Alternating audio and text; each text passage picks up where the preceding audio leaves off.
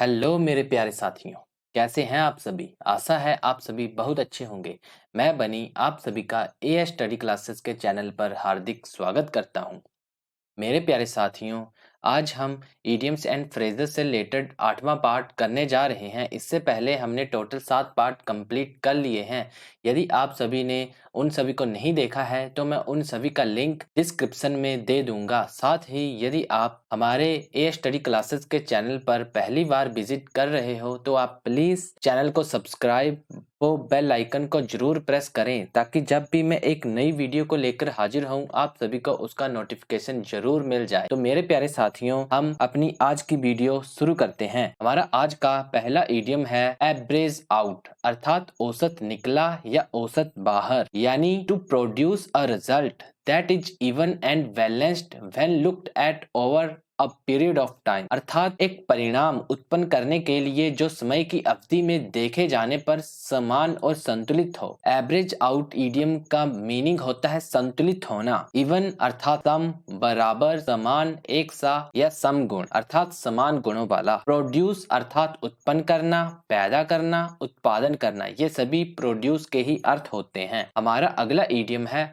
Back in saddle, अर्थात काठी में वापस, यानी रिज्यूम ड्यूटी अर्थात कर्तव्यों का पुनर्ग्रहण करना या ड्यूटी अर्थात कार्य को फिर से शुरू करना। बैक इन सैडल इडियम का मीनिंग होता है काम में वापस लौटना। हमारा अगला इडियम है बैक मी, अर्थात मुझसे पीछे, यानी सपोर्ट अर्थात सहारा, आश्रय या आसरा। बैक मी इडियम का मीनिंग होता है समर्थन करना। हमारा अगला इडियम है बैक आउट ऑफ, अर्थात से बाहर वापस, यानी विड्रॉ फ्रॉम अ कमिटमेंट, अर्थात एक प्रतिबद्धता से पीछे हटना। बैक आउट ऑफ इडियम का मीनिंग होता है मुकरना। विड्रॉ अर्थात निकालना, पीछे हटना या वापस लेना। प्रतिबद्धता अर्थात कमिटमेंट, यानी कि किसी कार्य के प्रति समर्पित होने अथवा कार्य के प्रति वचनबद्ध होने को ही प्रतिबद्धता कहा जाता है। वचनबद्ध अर्थात वचन से बंधा हुआ, वादा करने वाला या जिसने प्रतिज्ञा की हो। हमारा अगला इडियम है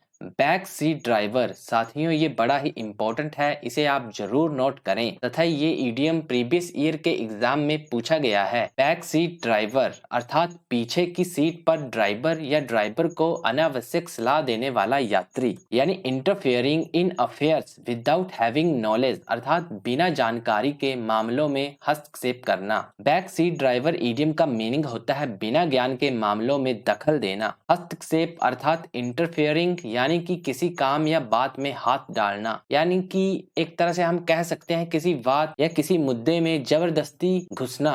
हमारा अगला इडियम है बैक टू स्क्वायर वन। ये भी बड़ा इंपॉर्टेंट है, इसे भी आप जरूर नोट करें। बैक टू स्क्वायर वन अर्थात एक वर्ग को वापस, यानी to return to the starting point, अर्थात शुरुआती या प्रारंभिक बिंदु पर वापस लौटना। Back to square one idiom का मीनिंग होता है जहां के तहां, अर्थात प्रारंभिक बिंदु पर लौटना। हमारा अगला इडियम है back to the drawing board. ये भी बड़ा इंपॉर्टेंट है, इसे भी आप जरूर नोट करें। Back to the drawing board अर्थात ड्राइंग बोर्ड पर वापस, यानी used to indicate that an idea has been unsuccessful and that a new one must be devised, अर्थात यह इंगित करने के लिए उपयोग किया जाता है कि एक विचार असफल रहा है और एक नया तैयार किया जाना चाहिए, या plan it all over again, अर्थात इसे फिर से प्लान करें। Back to the drawing board idiom का मीनिंग होता है नए सिरे से बनाना।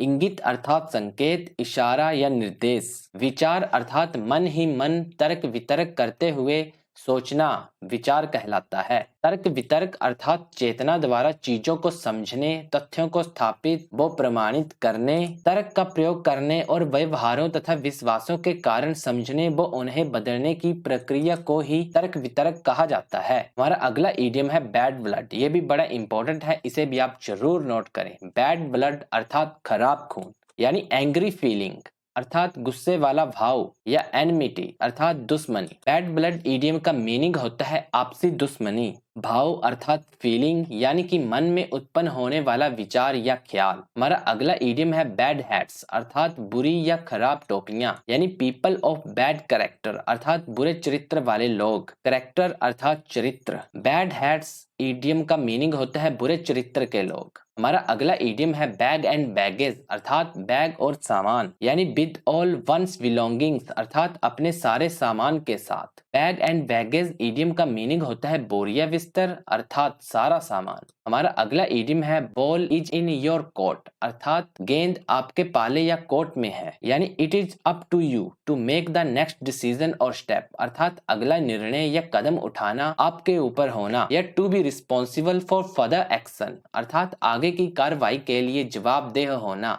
जवाबदेह अर्थात जिम्मेदारी लेना या जिम्मेदार होना। Ball is in your court idiom का मीनिंग होता है जिम्मेदार होना। हमारा अगला इडियम है बनाना ऑयल अर्थात केले का तेल यानी नॉनसेंसिकल टॉक अर्थात बेतुकी या बेफिजूल की बात। बनाना ऑयल इडियम का मीनिंग होता है निरर्थक बात। बेतुकी अर्थात व्यर्थ बेकार या बेमतलब जिसका कोई अर्थ ही ना हो। हमारा अगला इडियम है bark is worse than his bite अर्थात छाल उसके काटने से भी बदतर है यानी threat is worse than the action taken. Bark is worse than his bite idiom का मीनिंग होता है गर्जने वाले बादल बरसते नहीं। छाल अर्थात किसी कुत्ते के द्वारा भौंकना या कुत्ते के द्वारा निकाली गई तेज आवाज को ही छाल कहा जाता है। हमारा अगला इडियम है barking up the wrong tree यानी trying to do something in a way that will not work अर्थात कुछ ऐसा करने की कोशिश करना जो काम नहीं आएगा। Barking up the wrong tree idiom का मीनिंग होता है निरर्थक प्रयास।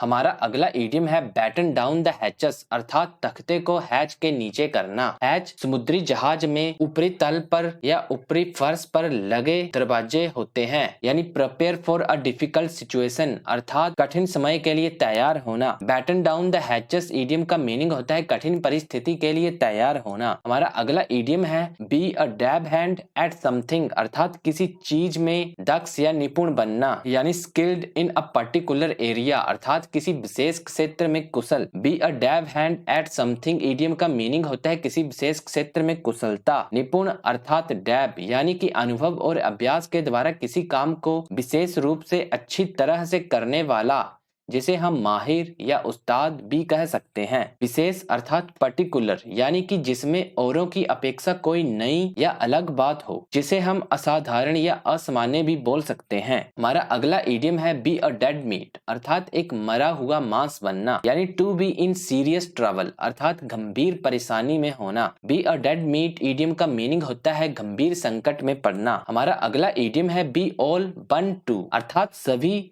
एक से बने यानी कि एक तरह से समान यानी मेक नो डिफरेंस अर्थात कोई फर्क या अंतर नहीं होना। Be all one two idiom का मीनिंग होता है कोई फर्क नहीं पड़ना एक तरह से बिल्कुल समान। हमारा अगला इडियम है बी एन ओल्ड हैट अर्थात एक पुरानी टोपी होना यानी बी आउटडेटेड अर्थात पुराना होना। Be an old hat idiom का मीनिंग होता है अप्रचलित होना। मेरे प्यारे साथियों ये हमारा आज का आखिरी इडियम्स एंड फ्रेजेस है। इससे पहले हमने टोटल इडियम्स एंड फ्रेजेस से रिलेटेड 7 पार्ट कंप्लीट कर लिए हैं जिसमें हमने टोटल 160 इडियम्स के बारे में जाना है। यदि आप सभी ने मेरी पुरानी इडियम्स एंड फ्रेजेस से रिलेटेड वीडियोस को नहीं देखा है तो मैं उस सारी की सारी प्लेलिस्ट का लिंक डिस्क्रिप्शन में दे दूंगा, आप प्लीज उन्हें भी जरूर देखिएगा। तो चलिए हम अपने आज के आखिरी इडियम के बारे में जानते हैं। हमारा आज का आखिरी इडियम है बी बिहाइंड द टाइम्स अर्थात समय के पीछे रहना यानी बी ओल्ड फैशन अर्थात पुराने ढंग का या पुराने जमाने का होना। Be behind the times idiom का मीनिंग होता है पुराने जमाने का। मेरे प्यारे साथियों आप सभी का इस वीडियो को देखने के लिए बड़ा बड़ा धन्यवाद। यदि आप सभी ने इस वीडियो के माध्यम से कुछ सीखा है तथा मैं आपको कुछ सिखाने में सहायता कर पाया हूं तो आप सभी प्लीज इस वीडियो को लाइक वो शेयर वो कमेंट जरूर करें तथा साथ ही हमारे एएस स्टडी क्लासेस के चैनल को सब्सक्राइब वो बेल आइकन को जरूर प्रेस करें ताकि जब भी मैं एक नई वीडियो को लेकर हाजिर हूं आप सभी को उसका नोटिफिकेशन प्राप्त हो जाए। तो मेरे प्यारे साथियों आप सभी अपना ख्याल रखिएगा, मिलते हैं हमारी अगली वीडियो में।